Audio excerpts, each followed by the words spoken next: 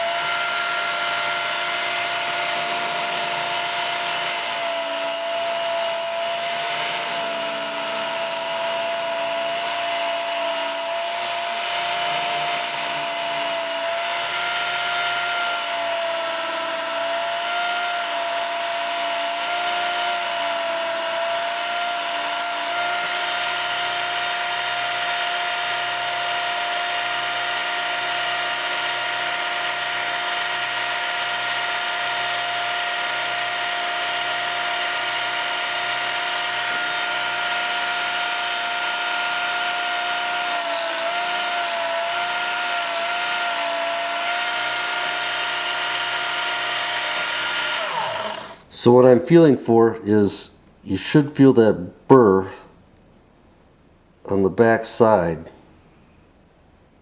just a little bit. And if you don't, this one I can't quite feel it.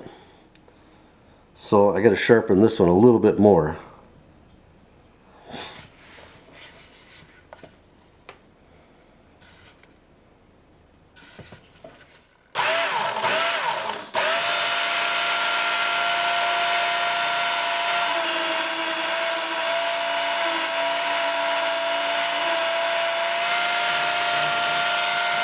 I don't know if you can see it this way. Trying to hold this perfect on that back.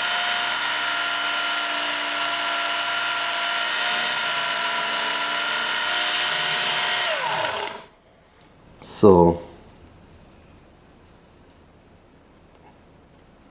yep, got a little burr.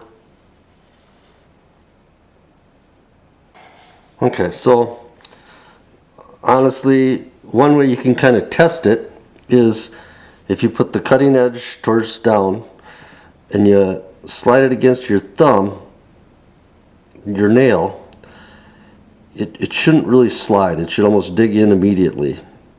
Or you should get some fine cuttings on your nail. But if it just stops, then you probably have it pretty sharp. So that's that one. If we look at the other blade that I haven't sharpened yet, so you get this one. If you put it on your nail,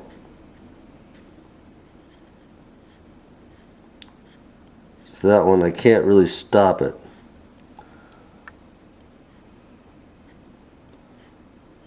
It just slides, doesn't cut in. Oh, that one's a little bit sharper. Yep. And that one's sharper. So these three are pretty dull yet. So we'll give it a sharpen it up a little bit until we get a little bit of a burr, and it should be good to go. Okay, so I just sharpened the second one. You can kind of see a little bit, but it definitely has a burr on the back, very small, and it doesn't like to slide on your finger, on your nail. And when you're doing this, I try to keep it, the guide on the Worksharp, flat to this surface, although when you're out here you're probably on that because that's about all there's going to be. But seems like it works pretty good. Hope this helps you guys sharpen your own. And honestly, if you have one of these and then have an inverter in your truck, which I carry just because to sharpen or to charge your batteries, you got to plug it in because you can't get a lot of holes when it's 40 some inches deep. And the other thing to note is the charger. My truck, the cigarette lighter adapter, doesn't give you enough power. You have to use the battery terminals and plug this in. I might have to wire a heavier cable inside to be able to charge it easier because I hate leaving the hood open all the time. And then, like I said, you always want to have an 8mm wrench along, maybe a flat file. You could do it all on the ice. All right, thanks, bye.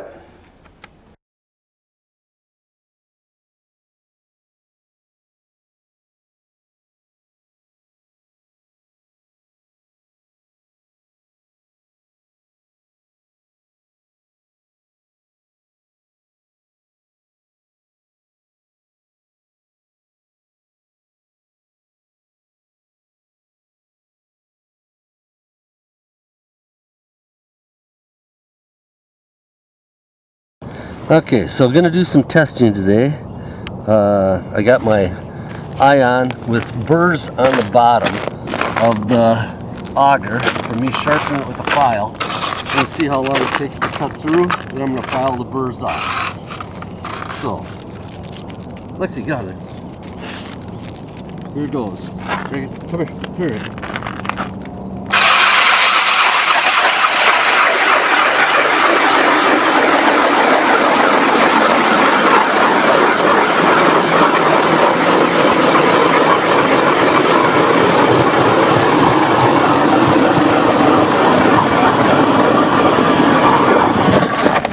Okay. Alright. So now I'm going to file the burrs off the bottom. Let's see, stop. Okay, so I just took the burrs off, just the file, just from me sharpening it with my Leatherman. Now we'll see if it, how fast it goes through. About the same or what?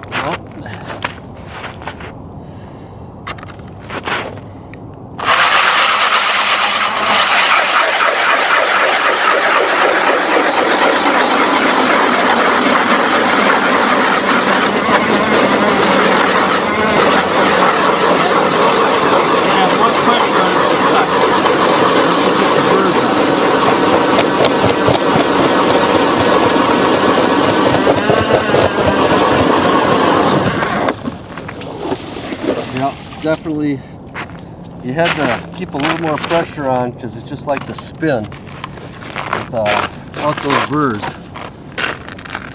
Okay, so now I'm going to put the new blades on that I sharpened with the Worksharp, and we'll see how those cut. So here's some blades that I did with the Worksharp. Got a pretty nice edge on them. Don't know if I kept the angle quite right, but there's a little bit of a burr on the back, not much. But I'm going to put these on and we'll see how they cut. Okay, so now I got blades that I sharpened with a Worksharp sand belt, or a belt sander, with the medium grit. And for doing this, you definitely want to have an 8mm ratcheting wrench. It really aids in taking the blades off faster. So now we'll see how the Worksharp sharpening, and I left the burr on the back, which is good because that really helped on the last test. We'll see how this goes through here.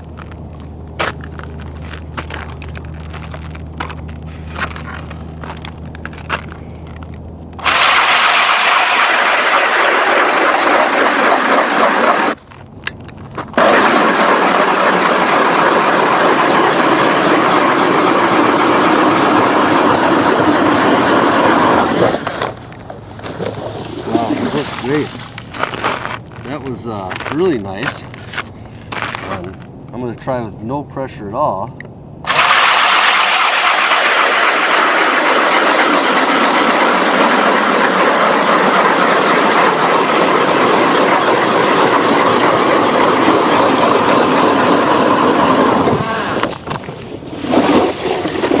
Wow, that is the way to go. That Worksharp sharpener worked really good, and these were the bad blades that had the big nicks in from hitting the rocks. I still have some slight big nicks in it, but not too bad. I don't know if you can see them here.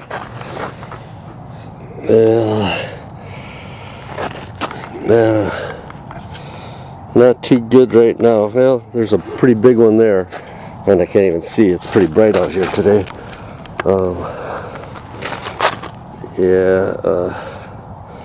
Yeah, I can't see in the camera. I'm kind of looking at the teeth, but that Worksharp, it's a pretty good system. I'll have to do some videos and show you how to do it at home when I get there.